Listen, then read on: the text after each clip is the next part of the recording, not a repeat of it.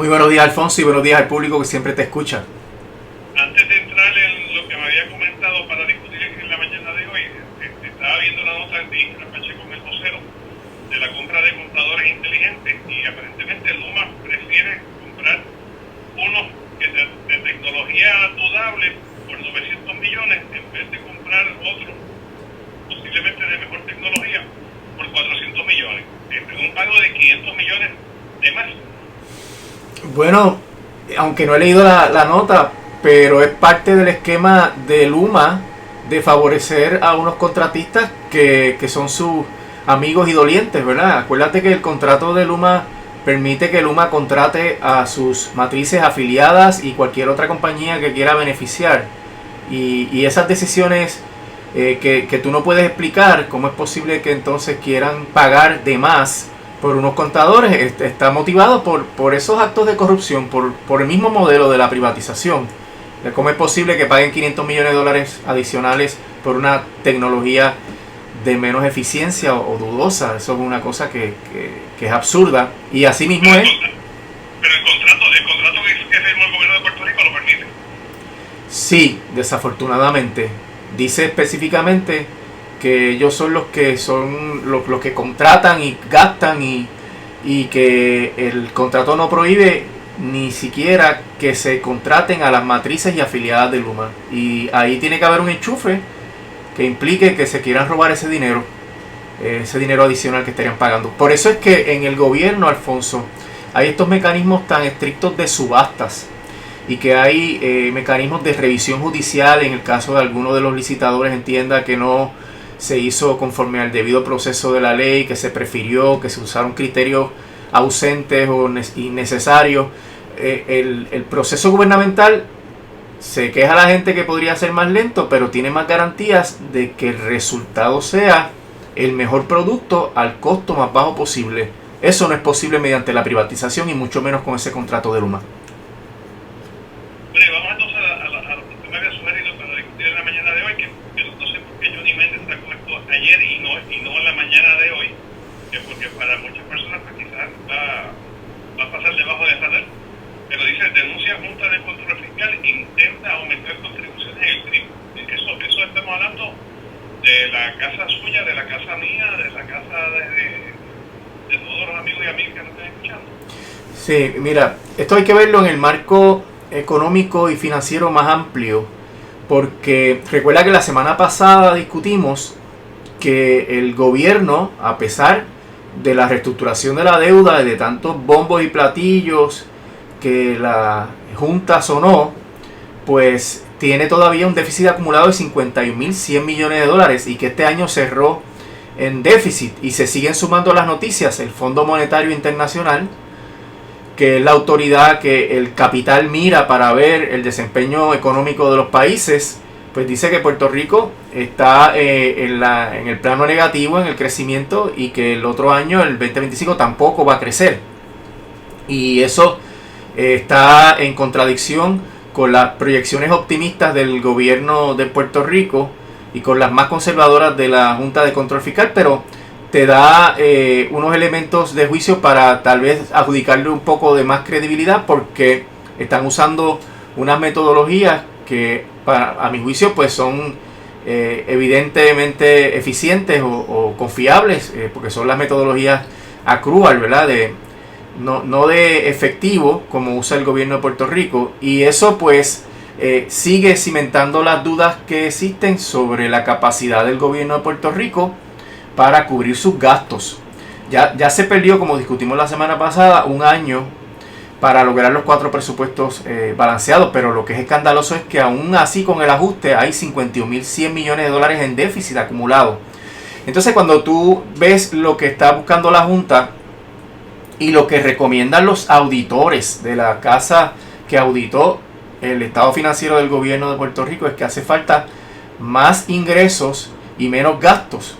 Y esa es la receta de la austeridad que nos lleva por la ruta de la amargura en los últimos 20 años, en donde no hay ningún proyecto de crecimiento ni desarrollo económico, sino que es meramente déjame ver dónde escarbo, dónde busco dinero para sacarle al pueblo, y trato de cortarle entonces los fondos a todos los programas que políticamente para mí no sean atractivos y que yo no quiera que se mantengan.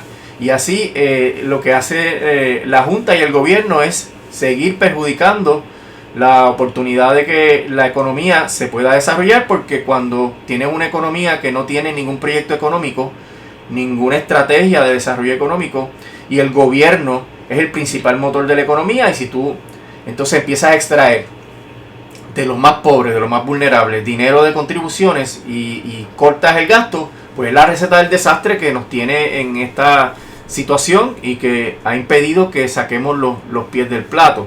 Y aquí tenemos una de esas estrategias, que es que el crimen, que no es un ejemplo de eficiencia y nunca lo ha sido, Alfonso, eso es algo que hay que estipular, pero que el crimen retase las propiedades y amplíe la base contributiva, que son asuntos que tal vez debieron ser parte de sus deberes ministeriales, pero que han estado abandonados por mucho tiempo. Pero el problema es que también la Junta quiere impulsar medidas adicionales de recaudo. Entonces eso, como tú muy bien dices, a quien perjudica obviamente es al grueso de la gente que tiene su casa, que aunque tienen una exención, la exención tiene unas limitaciones, ¿no? Y que el que se retase las propiedades y el que haya una expansión de esa base contributiva y que también se aumenten las tasas, que es lo que eventualmente persigue la Junta, pues representa otro ejemplo de cómo la Junta va aumentando o buscando estrategias para aumentar los recaudos en contra de los mejores intereses del pueblo de Puerto Rico. Todo ello, y aquí es donde se complica, todo ello para pagarle más dinero a los bonistas conforme a los planes de ajuste de la deuda, porque esos planes no recortaron lo suficiente y mantuvieron obligaciones que se debieron haber limpiado en el proceso de la quiebra. Para eso es la quiebra, para limpiar las obligaciones que tú no puedes pagar. Y es escandaloso que después de 1.500 millones de dólares todavía el país tenga ese déficit acumulado. Fíjate, Alfonso, que la Junta mediante los planes de ajuste de la deuda promovió el aumento a los peajes, promovió la privatización de la Autoridad de Energía Eléctrica, que intrínsecamente implica aumentos a la tarifa por la magnitud de los contratos leoninos que le dieron a esas compañías. Esto genera aumentos en todos los sectores de la economía, porque toda la economía descansa en la energía eléctrica, que es más cara cada vez. Y entonces vienen los planes de ajuste de la deuda o el plan de ajuste de la deuda de la Autoridad de Energía Eléctrica, que va a traer aumentos sustanciales. O sea que no hay una estrategia que pueda implicar que eventualmente Puerto Rico, en términos económicos, se ponga sobre sus pies, sino es la misma receta neoliberal. Hay que reducir el gasto del gobierno, hay que entonces tratar de sacar más dinero de los más vulnerables y ver qué pasa. Toma nota de que esto jamás implica que se le pongan contribuciones a los ricos. Esto jamás implica que se elimine la ley 60, la famosa 2022, que fue incorporada a la ley 60, que es darle este paraíso fiscal a los que tienen más dinero. Y por ende lo que hacen esas políticas es aumentando la desigualdad, aumentando la diferencia entre los pobres y los ricos, y creando las condiciones para que no haya capacidad del gobierno para controlar el abuso del ambiente, para controlar el abuso de los planes médicos y del colapso del sistema de salud, etcétera. Porque mientras el gobierno va reduciendo su capacidad de invertir, también reduce su capacidad de fiscalizar el capitalismo salvaje que se vive en esta colonia, y por ende le está dando más espacio a que las compañías extranjeras hagan más dinero a costa de los mejores intereses del pueblo de Puerto Rico. Así que es una situación que se sigue complicando, Alfonso, a la luz de que no hay proyecto de desarrollo económico, no hay fecha para que la Junta de Control Fiscal salga, no hay ninguna expectativa que pueda salir en un tiempo razonable, porque si el año que viene la economía no crece, Pues Alfonso, pues tampoco crecen los recaudos. Y si ya están los recaudos, estamos 3.200 millones por debajo en este año 2022, que fue el primer año después de que se aprobó el plan de ajuste de la deuda del gobierno central. Y entonces la economía no crece, pues imagínate, no se va a poder cubrir. Y ya eso lo dijo Robert Mujica. Yo no estoy diciendo, yo no estoy proyectando ni imaginándome ese problema económico. Robert Mujica, el director ejecutivo de la Junta de Control Fiscal, dice que para el 2025, que es el año que vienen los déficits estructurales. Así que la escritura está en la pared, Alfonso, pero la Junta sigue complicándolo. Y el gobierno el gobierno más bien Pierluisi, ¿verdad?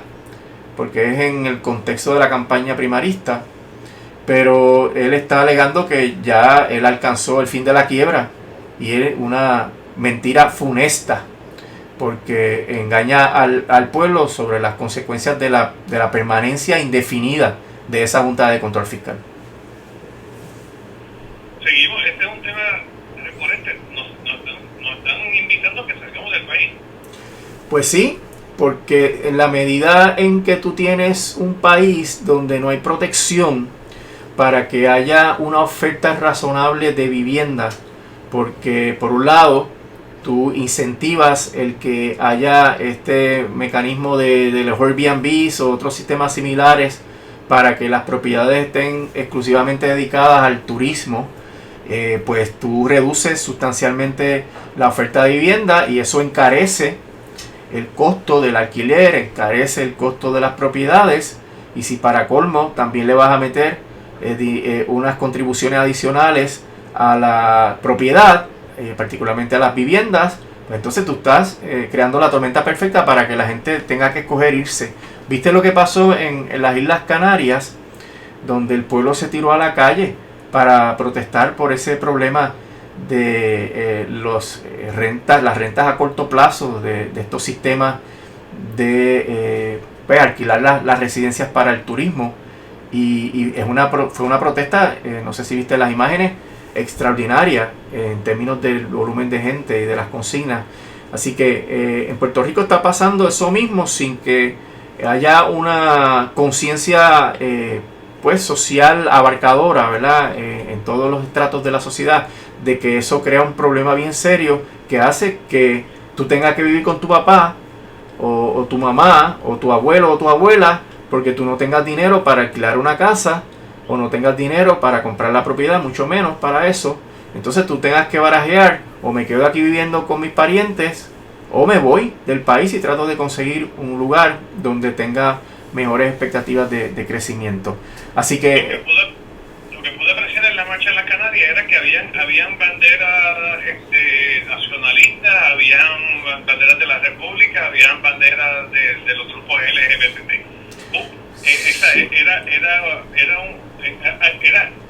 Se habían puesto de acuerdo al margen de muchas diferencias que a veces aquí en Puerto Rico nos impiden ponernos de acuerdo. Exacto, porque parece que allá es tan serio el problema de ausencia de disponibilidad de viviendas que ya ha impactado todos los sectores. Aquí el proceso es similar, ¿no? Si has visto las estadísticas de el número de viviendas que están dedicadas a esto de los Airbnb, son miles de viviendas. Y esto pues hace que por la simple matemática de la oferta y la demanda, pues entonces si yo hago una vivienda o rehabilito una vivienda para rentarla, pues es una vivienda que no está disponible para una familia o para un estudiante que tenga que venir a San Juan. Y si no está disponible, ese estudiante tiene que pagar más en cualquier otro lugar. O sea que es algo que se cae de la mata, Alfonso, y que está creando situaciones que, como tú muy bien dices, lo que hacen es incentivar el que la gente se escape del país y con eso todas las consecuencias, y siempre lo hemos mencionado: menos consumo, menos pago de IBU, menos recaudos, y se vuelve a repetir el ciclo donde el gobierno no alcanza las proyecciones, la economía no alcanza las proyecciones de crecimiento, y entonces vuelven a imponer medidas de austeridad, porque nadie tiene un plan de crecimiento y desarrollo económico, y mucho menos la Junta, que se supone que sea la entidad que el Congreso delegó para que se pudiese sacar a la colonia de este lapachero que ha estado toda la historia. La verdad que es preocupante porque los medios de comunicación, con raras excepciones, no están hablando de este tema de la manera macro que lo estamos haciendo aquí, y lo hacemos aquí con regularidad los lunes. Tienes toda la razón, Alfonso, y eso es uno de los problemas. Fíjate que estamos en una campaña primarista. Es una campaña primarista que se está amparando en una serie de premisas falsas. Pierluisi dice que está terminando la quiebra, la AFAF está yendo a las actividades donde están las casas acreditadoras diciendo que Puerto Rico está en una bonanza económica. La Junta de Control Fiscal dice lo contrario en el tribunal, y esto oculta del pueblo los verdaderos issues sobre cuál va a ser el desempeño de la economía y cómo nos va a ir a corto y mediano plazo. Y los medios informativos pues no están debatiendo el asunto de este déficit estructural que hay, terrible, de 3.200 millones este año 2022, y el déficit acumulado de 51.100 millones. Tú no ves, eso es totalmente alarmante, y tú no ves un debate, tú no ves a alguien trayendo ideas o haciendo la denuncia. Aquí todo el mundo está pues realmente tapándose los ojos y los oídos y la boca sobre temas que nos conciernen a todos y que implican la viabilidad del país. Con ese déficit, Alfonso, Puerto Rico no es viable. No es viable bajo el esquema colonial. Puerto Rico tiene que tomar decisiones fundamentales para salir de ese problema. Y aquí, pues, todo el mundo mirando a las cosas inconsecuentes, a las cosas pequeñitas que no tienen importancia en el país.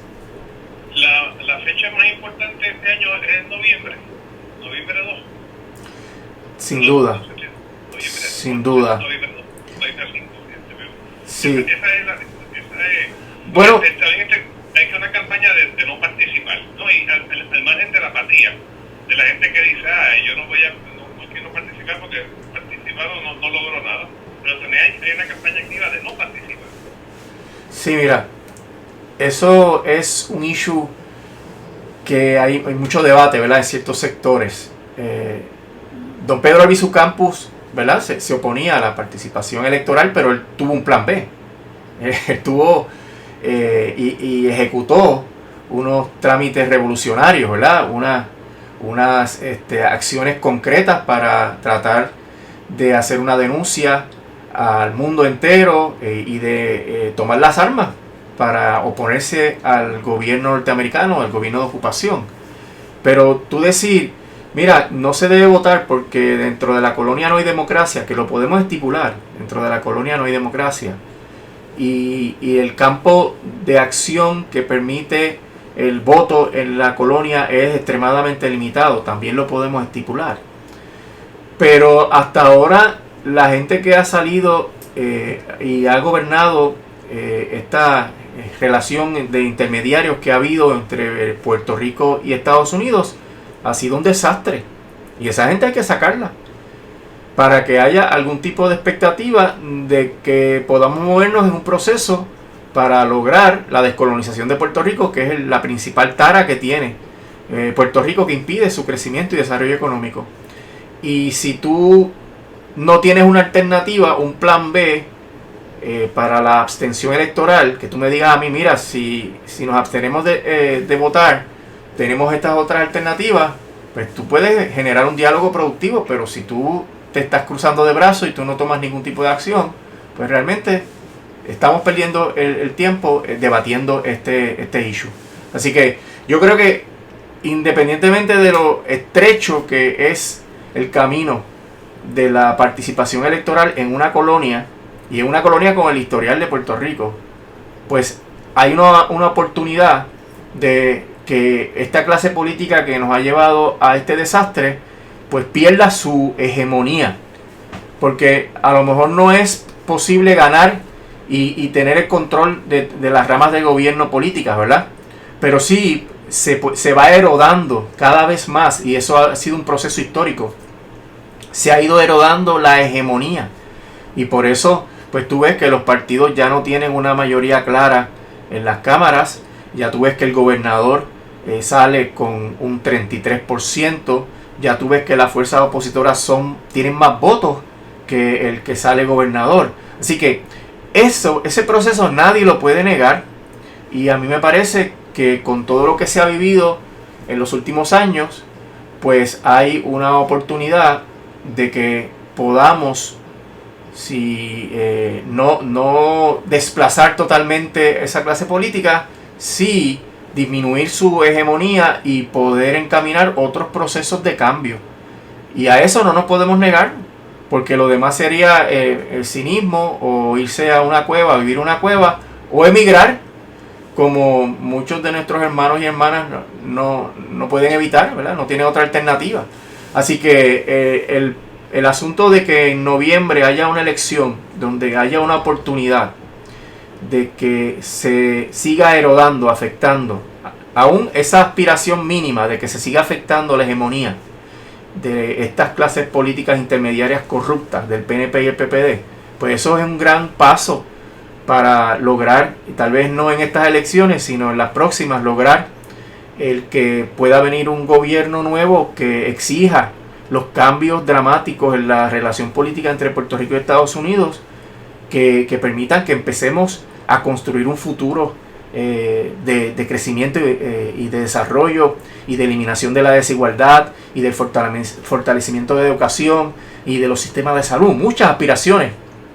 Todo el mundo sabe el desastre que estamos viviendo, pero no ha podido coagularse esa voluntad para empezar a cambiar las cosas, y eso yo creo que se puede hacer aún dentro del limitado espacio que tenemos.